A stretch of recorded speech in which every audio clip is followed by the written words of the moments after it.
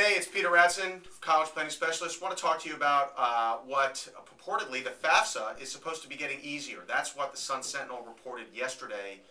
Front page story here of the Sun-Sentinel, that the FAFSA is E for easier.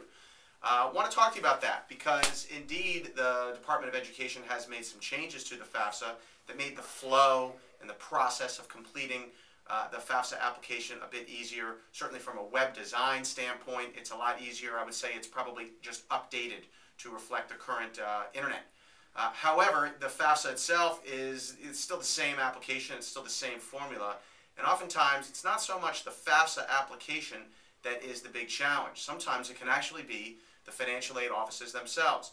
Let me give you an example. We're in a situation now with a client who completed his application on time. He completed his CSS profile on time, submitted all that information to the schools, and there was a little blip in his application that required some additional follow-up.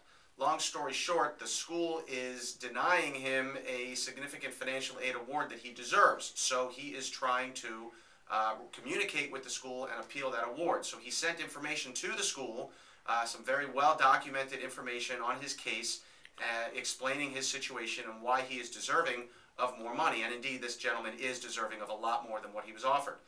Well, it so happens that the school in question can't find the information that he sent to them. He faxed it, followed up with a phone call, followed up a few days later with a phone call. They still cannot find the information.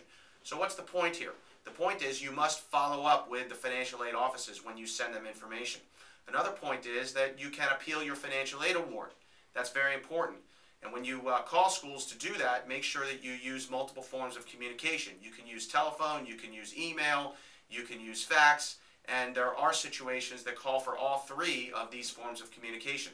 Don't settle, don't rest on one form of communication, and don't just assume that the financial aid office is taking care of your case.